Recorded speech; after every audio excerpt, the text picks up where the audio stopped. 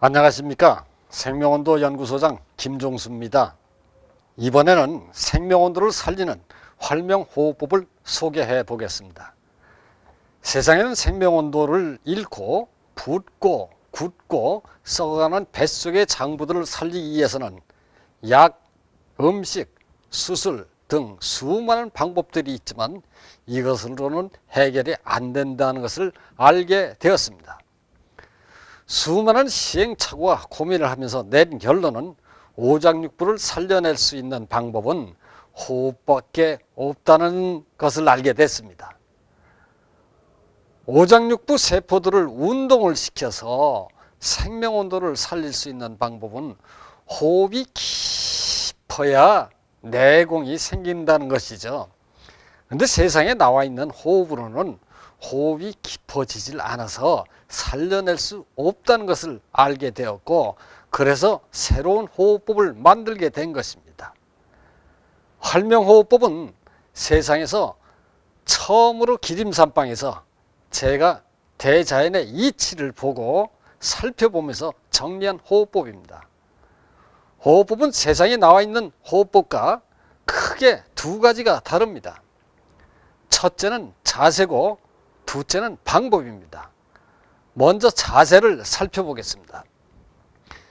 사람이 피로와 스트레스 등으로 뱃속이 차가워지면 내상을 입어서 기운을 잃게 됩니다.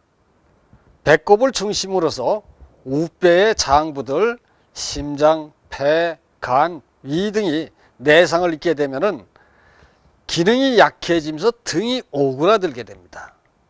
또 아랫배의 장부들, 신장, 방광, 대장이 내상을 입게 되면 기능이 약해지면서 아랫배가 붓고 다리가 힘이 없어져 무릎과 발이 벌어지게 되는 것은 대자연의 이치입니다. 그래서 뱃속 전체가 생명온도를 잃고 차가워지면 장부들이 기능이 떨어지고 붓고 아프고 썩어가면서 등이 굳고 다리가 벌어지는 겁니다. 그래서 노인들은 뱃속의 건강이 안 좋으니 겉모습이 등이 굽고 다리가 벌어지는 것이 활명호흡법의 탄생 배경입니다.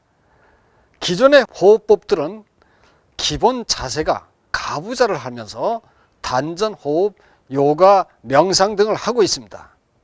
이때 가부좌 자세는 아랫배의 내상을 심하게 입어서 기운이 없어서 저절로 다리가 쫙 벌어진 이 자세와 똑같다는 겁니다. 가부좌 자세와 지쳐서 다리가 벌어진 자세하고, 즉 무릎이 벌어지는 것이 바로 피로, 스트레스 등으로 아래 뱃속이 내상을 입어서 지쳐서 기운이 하나도 없어서 쫙 벌어진 것인데, 무릎을 쫙 벌린 상태에서 가부좌 자세로 아래 뱃속에 기운이 생길 수가 없는 자세라는 점을 알아차리게 됐습니다.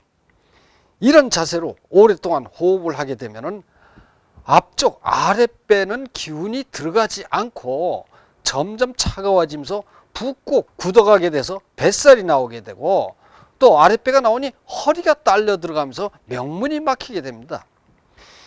이 호흡을 길게 할수록 아랫배는 힘이 없어지고 항문 쪽으로 기운이 몰리게 됩니다. 그래서 이런 호흡을 항문에 힘이 들어가기 때문에 항문호흡이라고 할 수 있는 겁니다. 이 호흡을 오랫동안 정진하다 보면 앞에 배는 차가워지면서 붓고 아프면서 구도가 단적이 생기게 되고, 항문 쪽은 기운이 몰리게 되는데, 그게 달하면 앞쪽은 차가워지면서 수축이 되고 뒤쪽은 힘이 생겨갖고 팽창이 되는데, 두 기운이 만나면서 결국엔 장파열이 되어 하열을 하게 되는 것입니다. 그리고 뱃속이 차가워진 만큼 머리가 굳어가면서 쪼여들게 되는데, 이를 흔히 손오공병이라고도 하고 상기병이라고도 하면서 이때는 의식이 떨어지게 되는 겁니다. 한동안 아랫배가 아프고 하혈을 하고 머리가 쪼여드는데 엄청난 고통은 말과 글로 다 표현을 할 수가 없었습니다. 어느 날 그 고통 속에서 문득 누구나 지쳐서 내상을 입으면 무릎이 벌어지고 내공이 있는 사람들은 무릎이 벌어지지 않는 것인데 세상의 공부들은 가부좌를 틀어서 무릎을 벌려놓으니 내공을 쌓는 게 아니라 오히려 하면 할수록 내상을 입는다는 것을 알게 된 것입니다. 그 후로는 무릎을 오므릴수록 아래 뱃속 장부들이 기운이 생겨 따뜻해지고 기능이 살아난다는 것을 알게 된 거죠. 그래서 바닥에 앉더라도 무릎을 가능한 오므리면서 앉고 가능한 의자에 앉아서 호흡 공부를 해서 소인이 갖고 있던 질병들을 해결하고 살아난 것입니다. 고맙습니다.